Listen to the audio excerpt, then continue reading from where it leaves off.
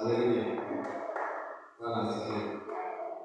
Nami namshukuru Bwana kwa sababu ya siku ya leo, kwa sababu ya ukuu na utukufu wake, kwa sababu ni kwa neema, sio kwa nguvu zangu wala kwa uwezo wangu, bali ni kwa neema yake Mungu. Bwana asifiwe. Kukutana siku ya leo tukiwa wazima, hakika ni muujiza ulio mkuu, kwa sababu mipango ya mwanadamu ni mingi, lakini tunapoiweka mawazo yetu kwa Mungu na kazi zetu na shughuli zetu, naye Mungu anakuwa kudhibitisha. Bwana asifiwe. Maana maandalio kwa moyo wa mwanadamu, bali jawabu hutoka kwa Bwana. Bwana asifiwe. Atakukabidhi Bwana kazi zako na mawazo yako yatadhibitika, katika Mithali 16. Mkabidhi Bwana kazi zako na mawazo yako yatadhibitika. Kile ambacho unachokusudia, maombi yako, dua yako, ikabidhi kwa Bwana, mtegemee Bwana, maana yeye peke yake ndiye anayeweza kuidhibitisha. Wala asifiwe. Maana maandalio ni kwetu sisi, maandalio ni kwa mioyo yetu, maandalio ni kwa nafsi zetu. Maana mwaka unapoanza, kila mtu anakuwa na matarajio yake, kila mtu anakuwa na plani zake. Bwana asifiwe. Lakini hiyo yote unapomkabidhi Bwana, naye Bwana ataidhibitisha kwako. Haleluya. Itatimia utakapo tu mpea Bwana hiyo mawazo lako kama ombi lako. Nataka katika neno la Bwana katika kitabu cha Mathayo na Mtakatifu, kuanzia pale tu kana wakana tunaangalia pale, na moja yako nilikuwa naangalia katika ujumbe ya kwamba Injili inakaa namna gani. Haleluya. Injili iko aje? Yesu alipowatuma aliwaambia namna gani? Katika hiyo dunia kulikuwa kuna kazi. Bwana asifiwe. Ili waone kama wamejiandaa. Jambo la kwanza nikaona kulingana na maneno yake Yesu, haikuwa kitu cha kufurahiwa sana. Haleluya.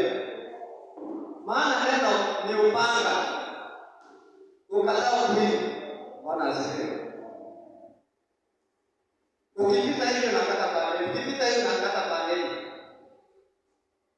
Na Yesu akawatuma wale thenashara, wale wanafunzi wa 12, akawaambia, nendeni mkahubiri. Lakini na watuma katikati ya mbwa mwitu.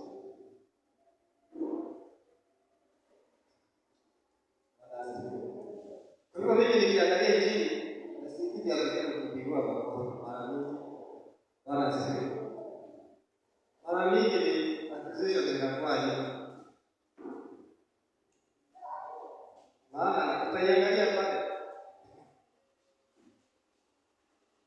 kwanza linakuwa na kudharauliwa. Utakapo kumkubali Yesu, hiyo ndiyo safari. Kulingana na ile neno na lile ambalo nilikuwa nilisoma, niliona kumbe hii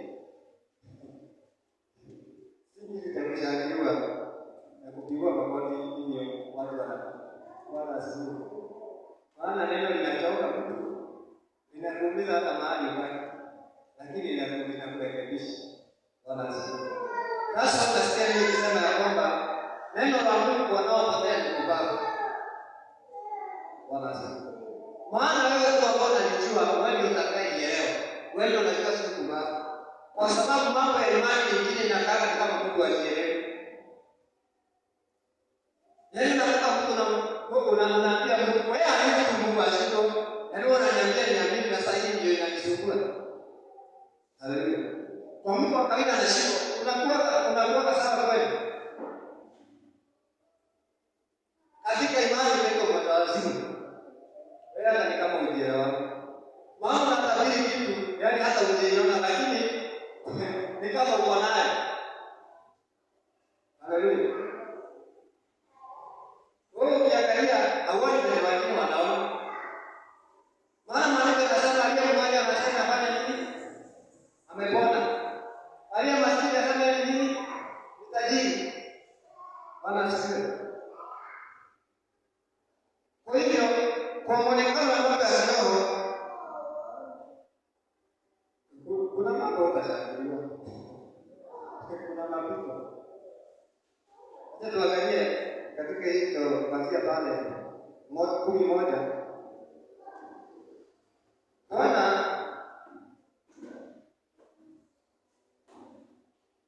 Bwana wa mavuno apeleke watendakazi katika mavuno yake. Akawaita wanafunzi wake 12, akawapa amri juu ya pepo wachafu wawatoe na kupoza magonjwa yote na udhaifu wa kila aina. Bwana asifiwe. Kwanza tukianzia pale, Biblia inasema ya kwamba akawaita. Lakini sasa siku ya leo ni mimi na wewe Bwana anazungumza. Bwana asifiwe. Ni mimi na wewe ambao ni mitume. Sasa neno linasema kwamba akawaambia, akawape amri.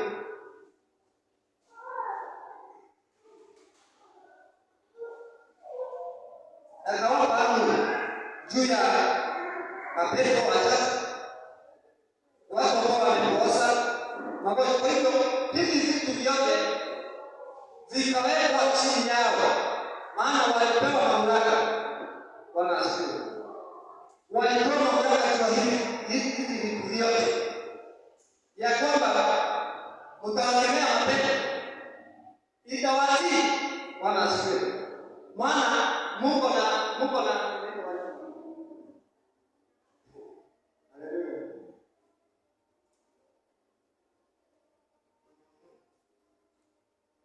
yaani Mungu ana mamlaka. Umepewa mamlaka na nguvu na uwezo. Kwa hivyo hakuna kitu ambacho kinastahili kukupea wasiwasi.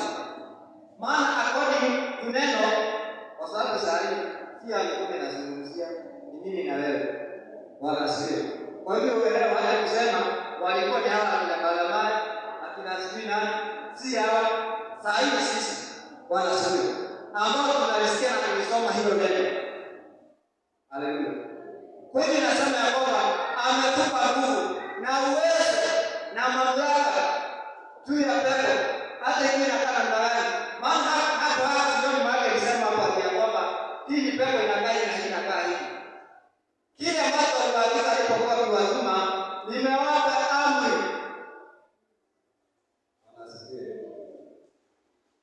Hakuna kitu kingine ambacho ilishinda kumwambia kufika kwa ikakuwa. Lakini akamwambia nimewapa amri. Nimewatuma. Bwana asifiwe. Kwa hivyo hao watu walienda wakiwa na uwezo wa kiungu. Walienda wakiwa watu wenye mamlaka. Yaani aliwatoa ile hofu ilikuwa ndani yao. Wakisema anataka nilikuwa tunaona kama, lakini aliwaambia nimewapa amri. Bwana asifiwe.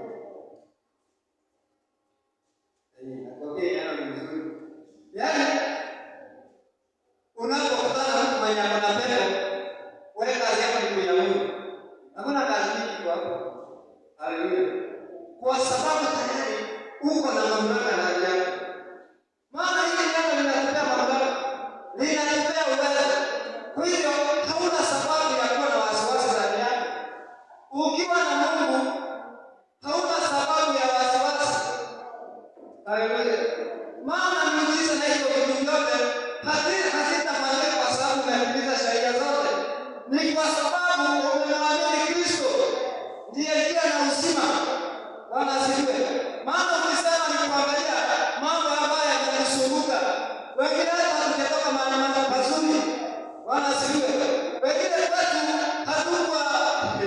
tumetoka katika misingi ya wokovu. Bwana akaturudia akafanya viumbe vipya. Bwana asifiwe. Kwa hiyo ukianza kuangalia katika background yako, hakuna muujiza utafanyika kwako. Bwana asifiwe. Na Yesu anaambia kwamba nimewapa amri,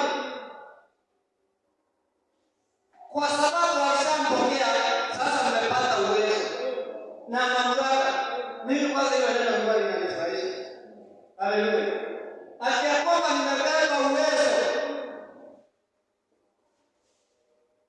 Yaani ukiangalia mtu ambaye ana udhaifu, unamwambia pokea nguvu na inafanyika. Lakini hilo jambo halifanyiki kwa sababu ya sheria. Kwa sababu ukiangalia katika ulimwengu huu tumezingirwa na mambo mengi.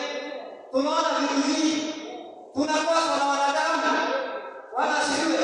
Maana uko katika ulimwengu huu. Uko katikati ya ulimwengu.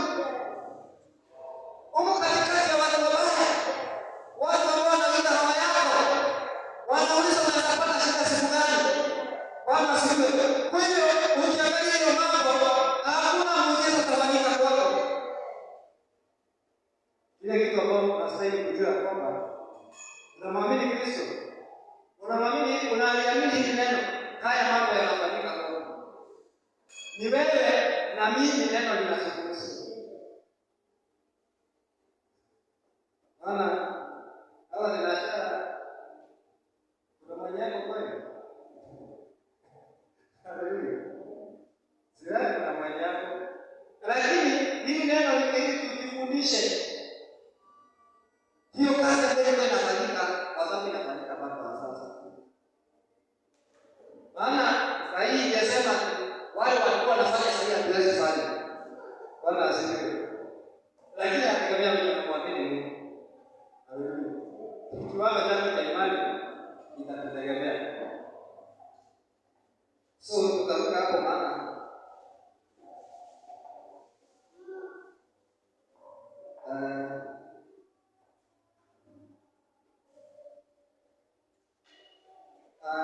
maandiko yanasema ya kwamba katika mstari wa 5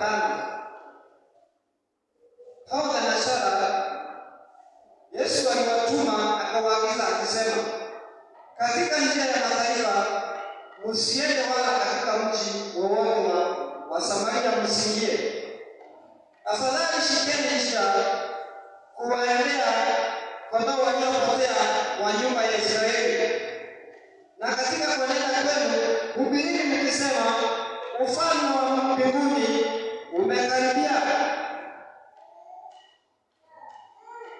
Jambo la pili ukiangalia hapa, mambo ambayo wameambiwa hapa, atukusikie katika mji wa Samaria.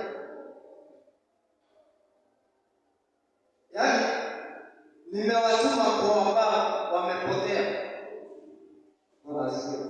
Na hiyo ndio lengo ya neno. Na that's why unakuta kwamba unapopata wokovu upate kwa ajili yako wewe mwenyewe.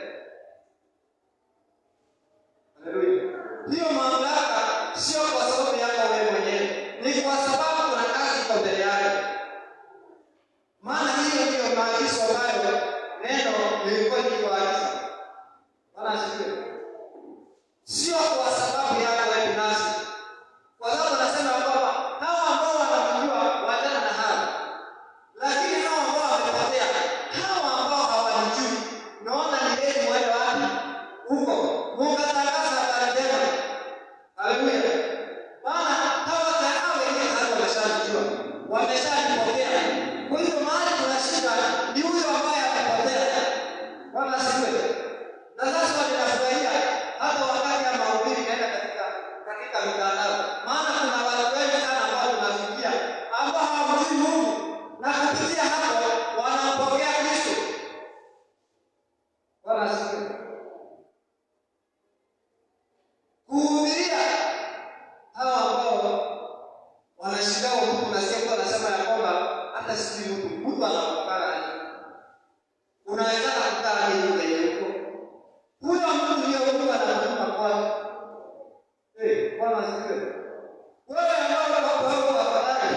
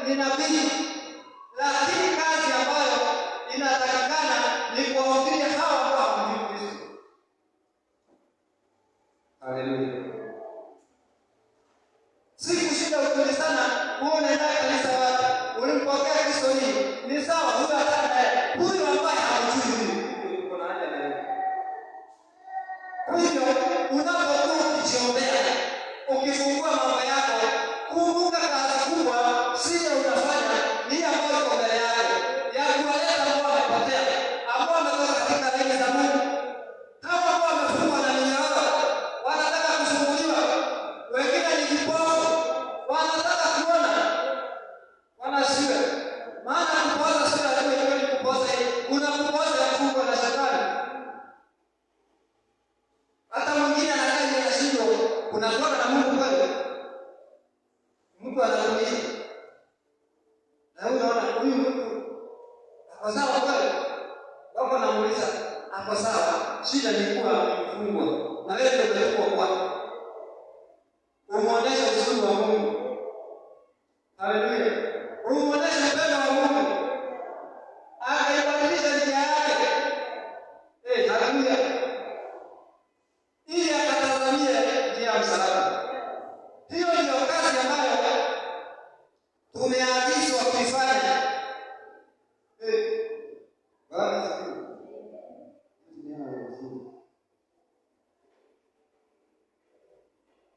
Maandiko yanasema ya kwamba katika mstari wa 7, katika kuenenda kwenu Biblia mkisema ufalme wa mbinguni umekaribia. Hiyo ndio injili. Na haitabadilika na haitabadilika. Ufalme wa mbinguni umekaribia. Jiandaeni kila siku, jiandaeni, maana hatujui siku wala saa. Hatujui wakati.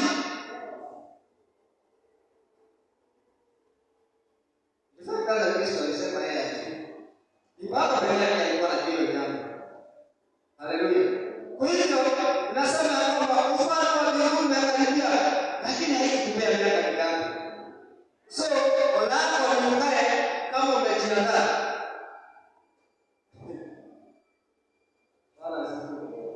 Maana yale ambayo yanahesabiwa yale ambayo unafanya huko.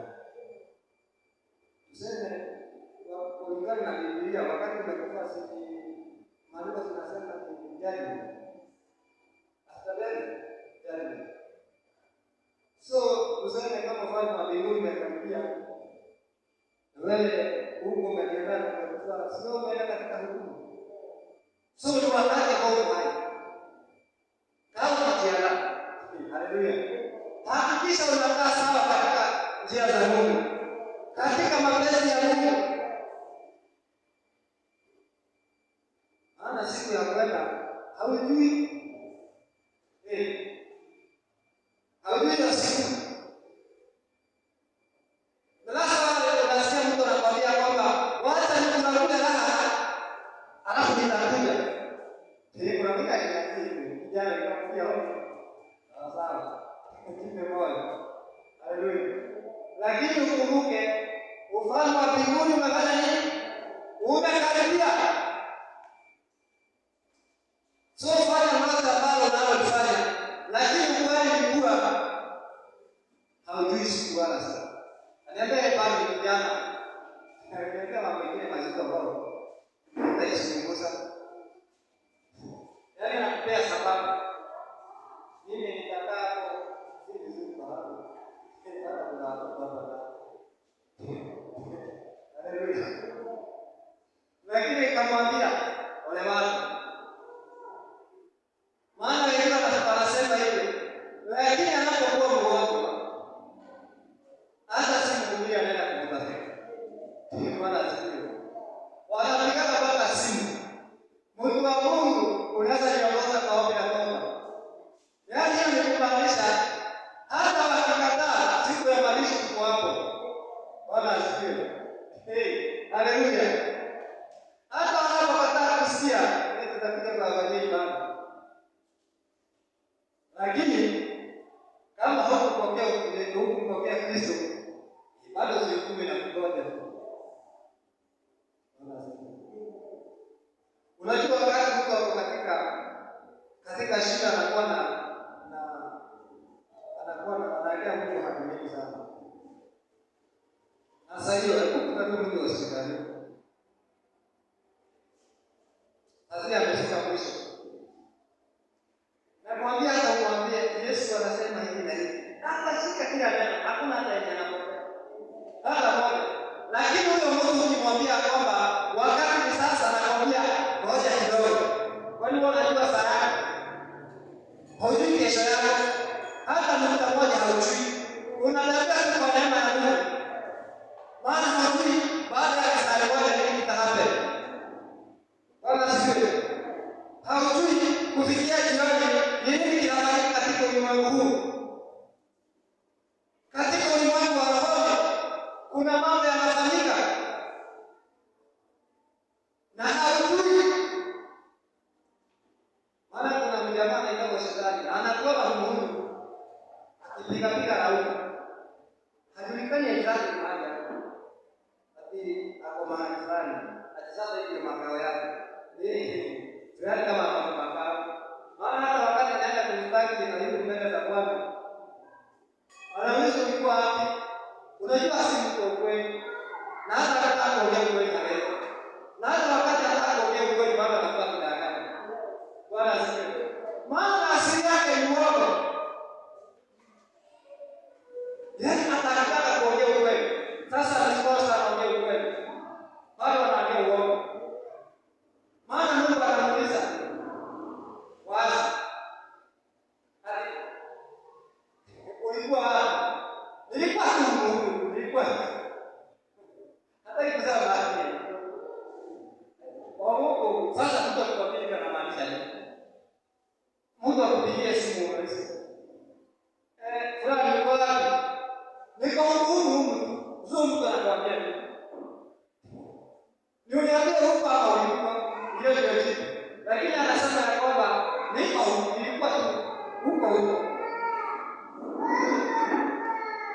Tulikuwa mahali fulani. Wala asifiwe. Maana hawezi kuongea ukweli. Hapo jambo linanishangaza. Hapo unasikia ni Mungu mwenyewe anaongea na yeye. Na anadanganya. Anadanganya kabisa mbele za Mungu. Alafu wewe ni mwanadamu kabisa unaenda kumwambia Ibilisi.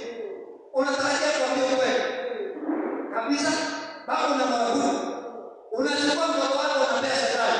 Ukimwamini yeye mwenyewe anadanganya Mungu, akidhani anadanganya kumbe yeye anadanganya. Alafu unatarajia yeye akwambie kweli. Ole wako kwa sababu wewe ni jehanamu inakuja. Kwa sababu hawezi kuongea ukweli. Usidanganye. Shetani hakuna siku ataongea ukweli. Huyo Mungu alikuwa anaishi makaburini. Wakauliza Mungu wangapi? Wasema tuko wengi. Wali kuna wingi ambao haina namba. Tuko wingi ya watu 1,000. Tuko wingi ya watu 10,000. Tuko wingi ya watu 5. Wali si hata tuko wengi. Na hiyo wengi siko na namba. Lakini tunatuambia uko wengi na maanisha nini? Si wengi ambao kuna namba. Lakini kwa sababu hawezi kuongea ukweli, lazima aseme hivi.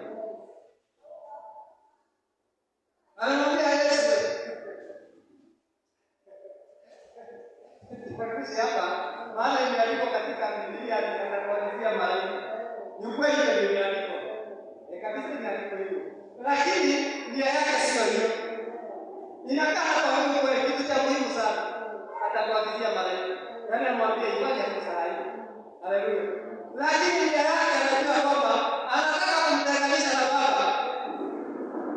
Wewe ukiangalia sasa ilikuwa nataka kuongea ukweli. Si imeandikwa.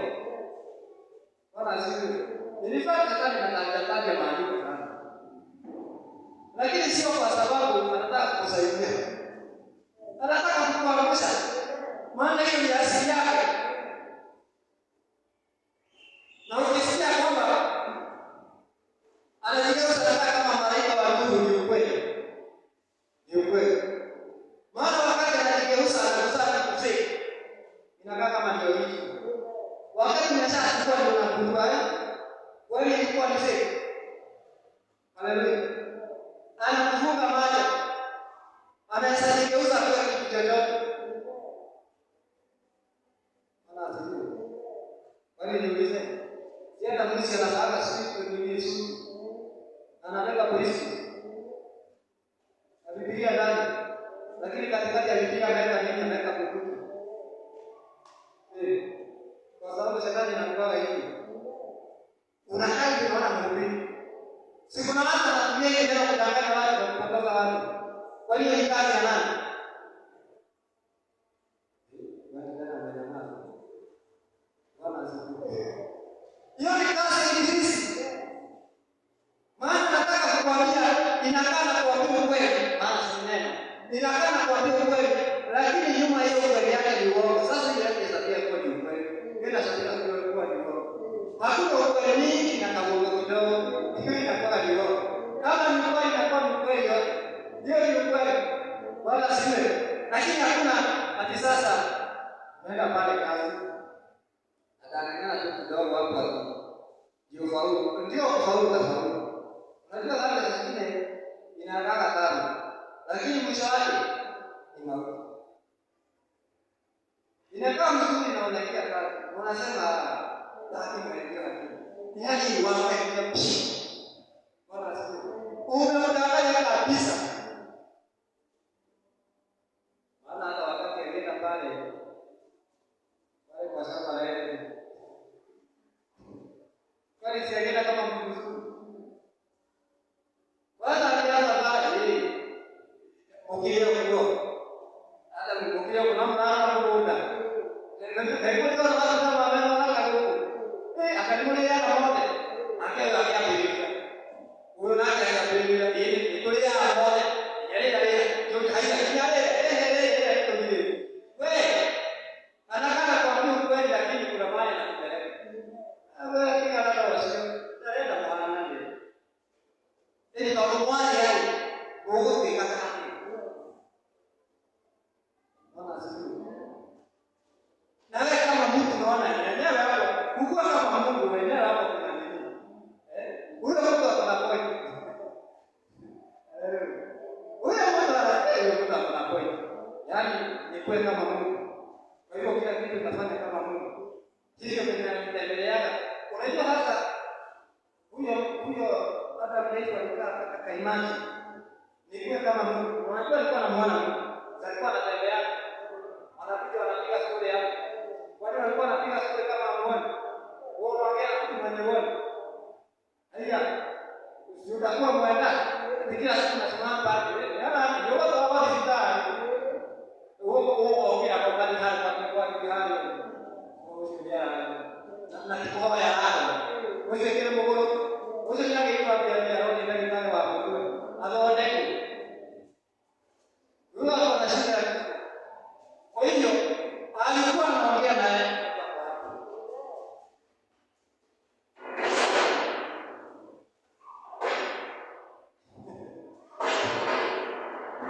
Sasa Ibilisi anakuja na nyingine mzuri sana. Inakaa ni kitu ya maana na kuambia. Lakini mkimaliza hakuna mmoja atakuwa kwa shida kama wewe. Anakuja mzuri. Anakuwa amenyenyekea. Maana sidhani kama alikuja sasa ati ya mtu ile kale. Yaani unajua kuna kitu hata wewe ukua tu kama mtu.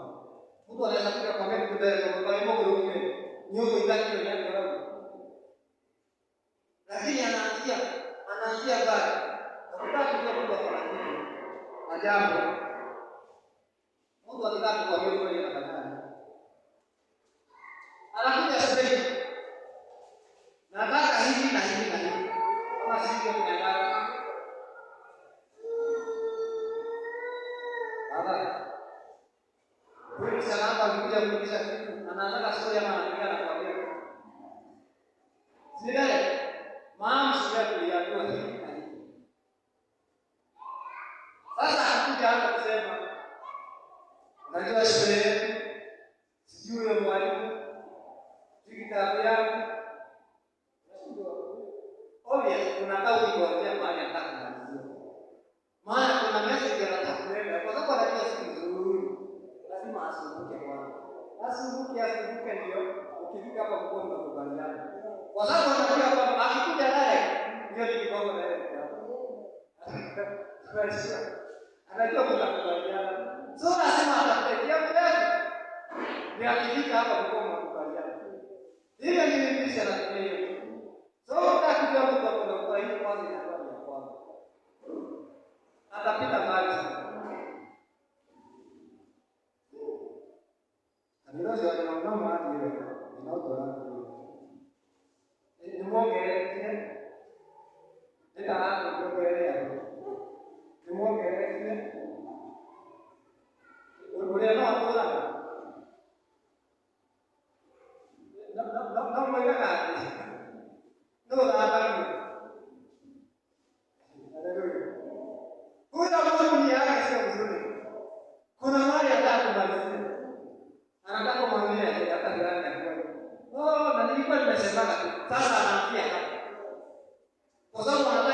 ya kwanza mkubaliana. Akishakuweka mahali anataka. Sasa anarudi anakaa pale. Unajua sasa kashaingia kwa box yake. Sasa anaanza kuleta maneno. Umeshamfikia leo. Kwani hata mtu akitaka kwa nyumba yako anaanzia wapi? Unafikia kuja kuambia bwana wangu nilikuta na bwana hata hapo. Hata kuja msiku. Na anaomba sisi watu. Pole. Unamuuliza kwa nini? Kawa ni nani? Unaona kama na ngoja hali kwa Luka keleka baba. Mungu akona kitendo hapo, nikiaenda hapo. Moja kwa kwa na mwali. Ya roho ya dalika. Au kama ni ya yake. Hapa pia wanajielekeza. Yaani yale mambo ustahili kusema unaanza kufikiria. Kabla umalizane hapo. Kabla umalizane hapo. Sio baba watakuwa mazunguka. Yaani mzuri akitia mbele kwa hamaki. Durane kwa. Hapo kia mai. Hapo ukamweka kama anakuja kule. Ndio ipande ile. Baba itaenda iko hapo. Ninamwona hapa ni watu. Nikitoa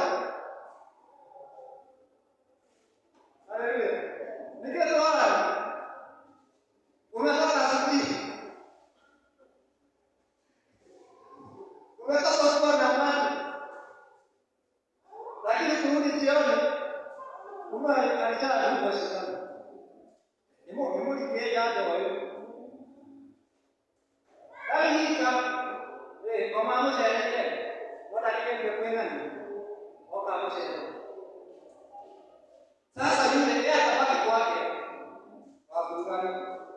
Lakini wewe kwa sababu haukujua ni njia ipi alikuwa anakuja kwako, unaacha kabisa. Kitu ya kwanza haukuchunguza. Mimi hata na usasi wako. Si umuulize kwani ninakupea kazi tungeke kwangu. Na watu kile washindania msheni. Wajijio na wala karibu wao, karibu kina hata kwa. Haleluya. Kana lake katika wewe ukiku.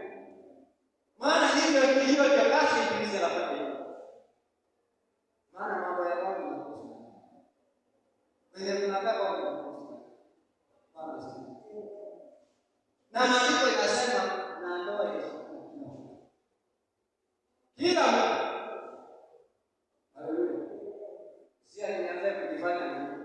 Alipata sasa ndio kwa wewe. Ile ina madina maro kama hadi bora na ndio tamana na kama.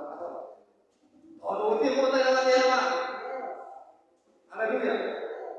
Mungu tena nani? Maana unamtegemea mwingine. Unajua? Hata kwa Mungu si atumane basi. Ilifaa kuchukua kasoro yako hapo nyuma. Tuanze kukumulika hiyo tutakukosa. Tuko kwa nafsi. Tuko kwa nafsi. Lakini utakuta mwingine ameweka darasa kwa sababu ya sasa unashindwa. Wewe unakumbuka mahali umeshafika. Kabla kuja kukumbuka walikuwa na fulani. Wanajitoa kwa anashangaa tuna Mungu. Mwili ulikuwa wanaona. Na wale watu ndio anapiga ukiingia kidogo na kwa maana ile huko. Wataongeza kwa sababu ya wageni wa watu. Sikia nani wao? Haleluya. Na ndio maana tunampokea Kristo. Alikuwa yuko. Anakuacha. Bali nikuulize.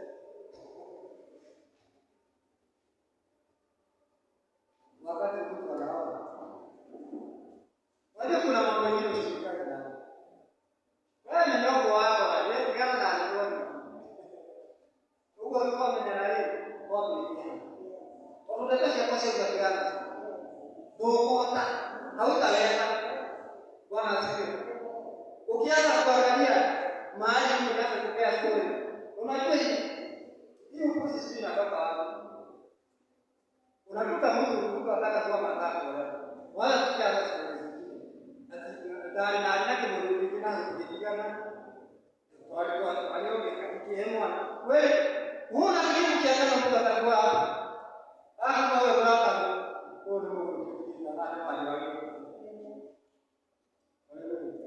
Leo na sawa kabisa. Kama unataka mimi acha. Mimi ninapata kunisumbua. Mambo ya elimu acha kunisumbua. Wewe. Huyo alikuwa ni mtu mwingine. Mimi ni mwingine saa hii. Kwa baba alikubalika kiumbe kipya. So story yako ya elimu achana naye. Haleluya. Ndio wewe kwenda safari kuna mambo lazima ubadilishe kwa mawazo yako. Maana Mungu alikuwa sana kwa kijana na sasa hivi mzee hapo unakumbuka. Tafadhali wacha hiyo. Maana sababu yake kusaidia. Na hii inakuwa ni mpango wa shetani. Maana unakaa katika wokovu inafika mahali unaanza kujishukuru. Ni kama ndio wanakwenda. Kama ni mimi naona hiyo. Baba anaendesha hiyo badilika. Katika wale nikawa wale wanakwenda. Lakini ndio jambo linakuja kwa sababu ya mambo ya kale yalipita. Tusisumbuane tafadhali. Ya kale yalipita. Wanaokaa na wanaume wako bila. Lugha kama hapo. Kutoka ni kupokea Kristo kwenye sasa tunaenda. Wakati huko na bila Kristo kuna mambo hapo yanashughuli na wewe. Maana uelewi. Unajua kwa kama nimeshika hapo kuna kitu anashika kwa hapo utamtaka. Unajua ni wakati wako. Lakini huyu ndiye anafanya. Huyo mkubwa mwenye anakaa kwa hizo fanya hivyo. Hapo ni poko. Yamika kwa ni moyo ndio hapa ndio yale. Huko ndio kama ni kwa nao ndio kutoka na kujani. Sio wanashika kusukuta hapa. Hata anashikana kwa kitu. Anapiga kelele alisaidia kadiroa na. Lakini kama kana shikina roho. Haleluya. Sasa tunasikia kiroa ameshika. Okay, mbali. Hiyo pesa tokea kwa umeme kwa mkati. Kwa kikara kwa. Kwa hiyo mambo ya mimi watana na mimi. Hata na mimi kabisa. Haleluya.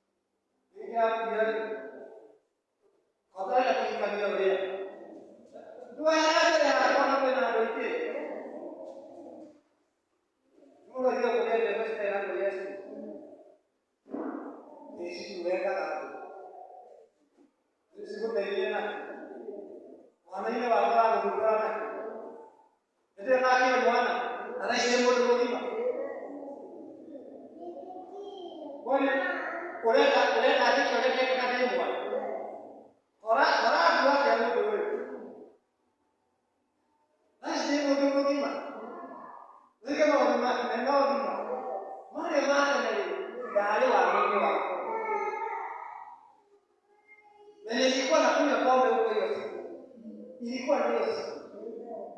Ilifaa hata ndio nikumbusha. Unajua hata mtu akuletea story hata fanya wewe haujui. Ilifaa haujui. Unataka kuongelea kuhusu nani? Enda wapi? Nitaka wewe.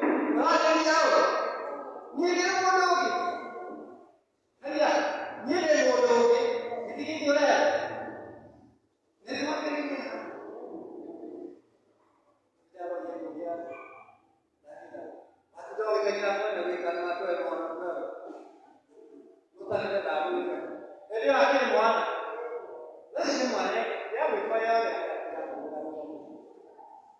Lakini kuna mahali tafika mwambie alikuwa kubali.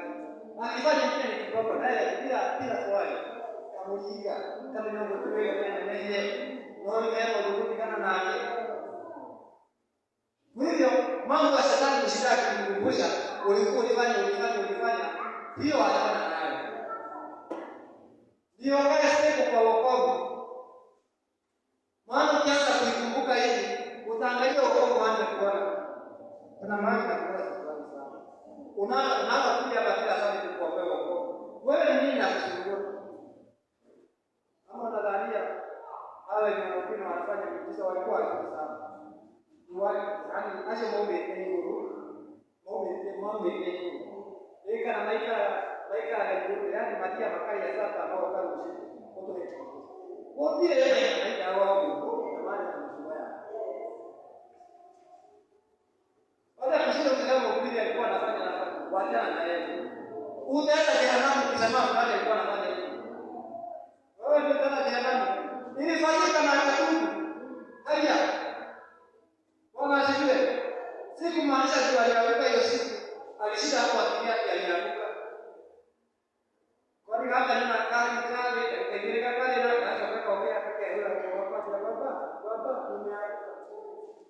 Kama huko ndio ndio kama vile ndio ndio kutoka kwa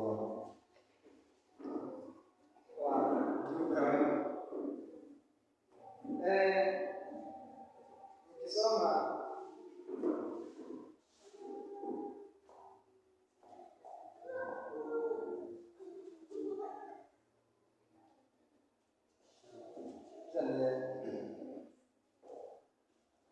katika mstari wa 9 inasema ya kwamba msichukue dhahabu wala fedha wala mapesa mishipini mwenu wala mkoba wa safari wala kanzu mbili wala viatu wala fimbo, maana matendo mtendakazi hastahili posho lake. Na mji wowote au kijiji chochote mtakachoingia, tafuteni ni nani humo aliye mtu mwaminifu, mkae kwake hata mtakapotoka. Nanyi mkiingia katika nyumba, isalimuni na nyumba ile ikistahili amani yenu na ifikie, la kwamba haistahili amani yenu na iwarudie. Na mtu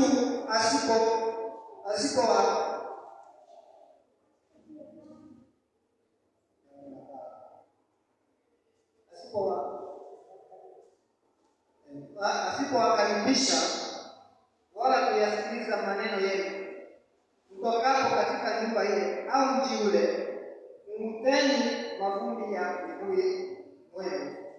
Amini nawaambia, itakuwa rahisi nchi ya Sodoma na Gomora kustahimili adhabu ya siku ya hukumu kuliko mji ule.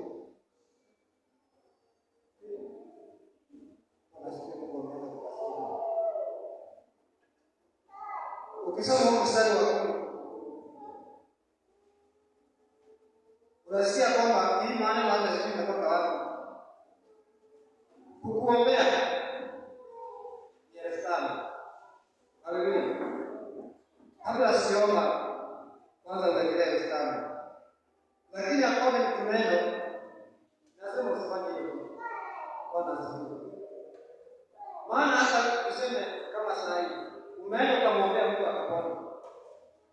Umepona.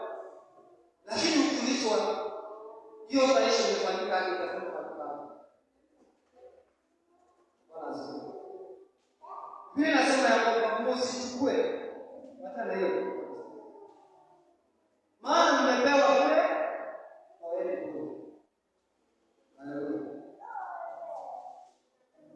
So unakuta ya kwamba kuna mahali neno jambo lilipasa.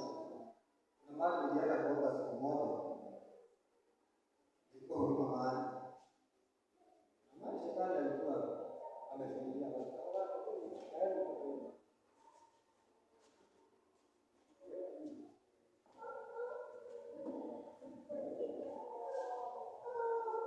Jamani tumeenda sasa kuza huko. Hapa ni kuna watoto baada walikuwa na shida fulani, mmoja ni macho, mwingine tumbo, mwingine tumbo, na kuna mwingine tumbo kwa familia moja. Ndani alikuwa pekee. Ameenda kwa familia. Na kumbe huyu mtoto mmoja alikuwa ameandika macho kiasi. Kama nilikuwa nimeenda kazi. Nikiangalia yule mtoto hataki kuangalia. Naona anaenda. Tena kumwambia kama anaenda. Mungu akanisaidia. Nikaelewa. Nikaenda nikakuta shosho wangu mama walikuwa wanakuja kutembea. Nikaangalia shosho yangu mtoto naona hivi. Hata nikishangalia mimi kama ni kweli. Nikamwambia ukiniruhusu.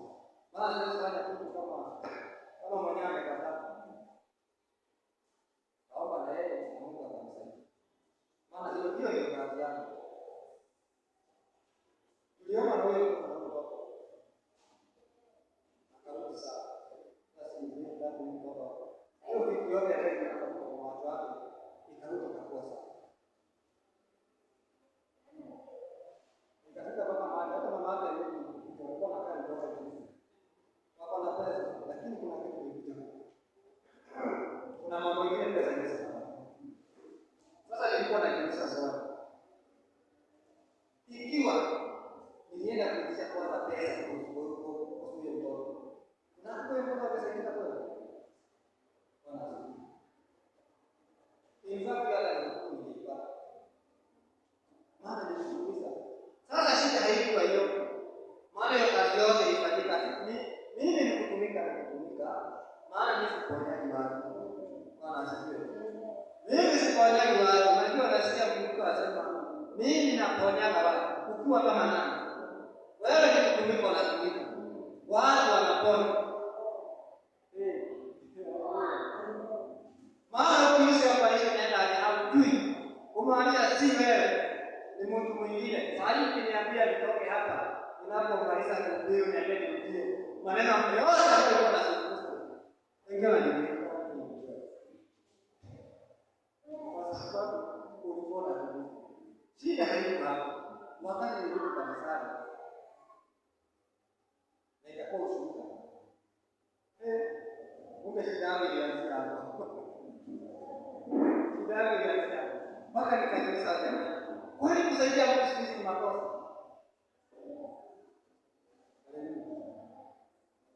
Yaani kuliko ufurahia kuna mtu amesaidika, tena unaanza kunikasikia.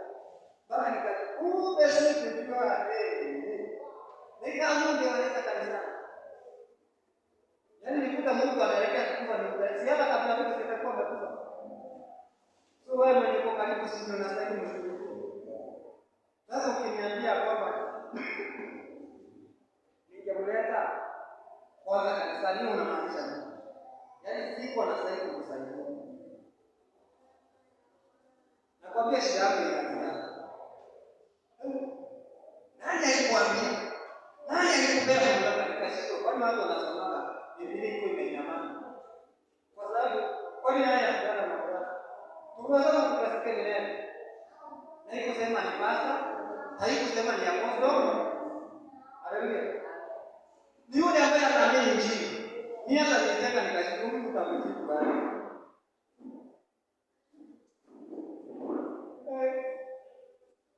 Najua shida ni nini?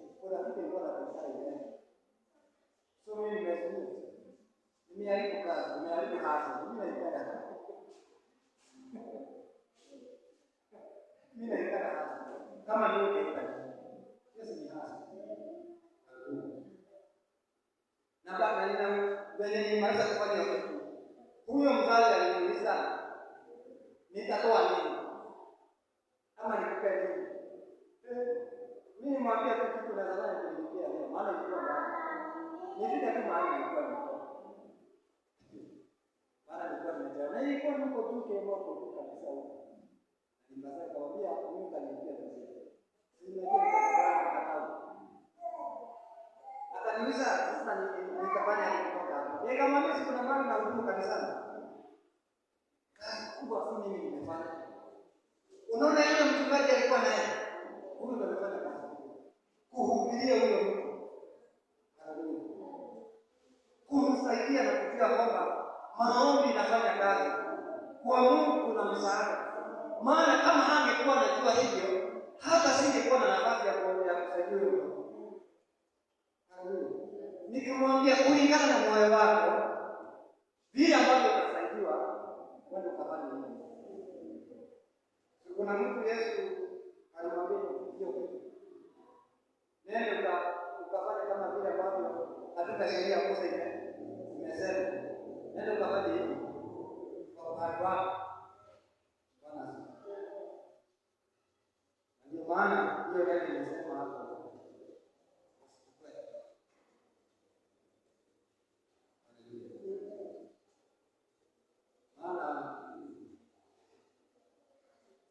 Unajua unapoanza kuchukua vitu, hiyo neema moja unapata kuokoa. Utabaki mwili, lakini kama kuku yenye haina maji. Maana kibuyu kama haina maji, itabaki kuwa ni kibuyu yenye iko empty. Na Mungu si kama Ibilisi atakunyang'anya kila kitu. Kitu inafanya tu utaacha kuhubiri kama nilivyo unaimba tu vizuri, unafanya vitu zako, lakini ile neema uwepo wa Mungu unatoka kwako. Sio ndio ambao unasikiliza mhubiri msikilize, unajaribu kwenda kama sisi mtu asema nini? Hausikii, unasikia kelele. Maana ile neema ya Mungu imetoka. Ukipita hiyo pia. Niko sure hakuna mahali pa. Hakuna. Maana umeenda kinyume na neno. Nasikia kama ndio maisha.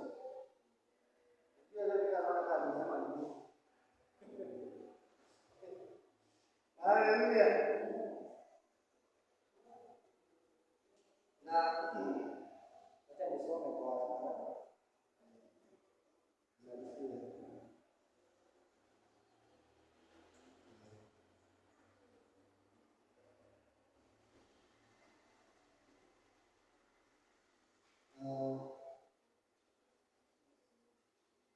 Lakini katika mstari wa 19 hata nasoma kidogo ili malizie.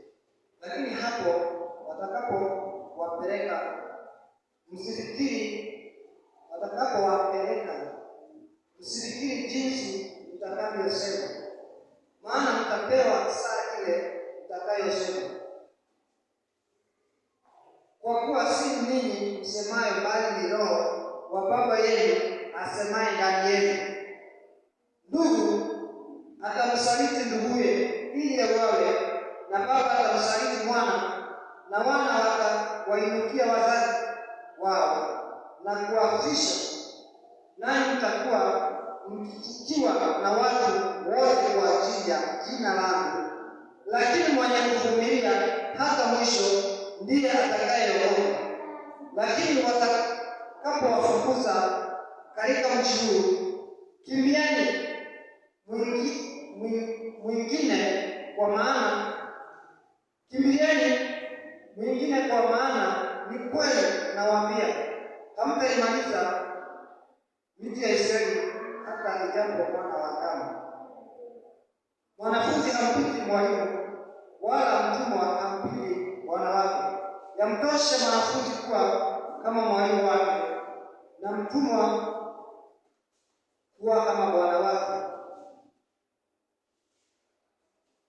Ikiruka katika mstari wa 26, basi msiwaogope, kwa maana hakuna neno lililo sahihi ambalo halitafunuliwa wala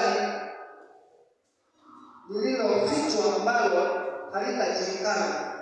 Niwaambieni ninyi katika giza, nisemeni katika nuru, na masikio kwa siri nihubiri juu ya nyumba. Msiwaope wauao mwili, wasiweze kuwa na roho. Afadhali muogopeni yule awezaye kuangamiza mwili na roho pia katika jehanamu.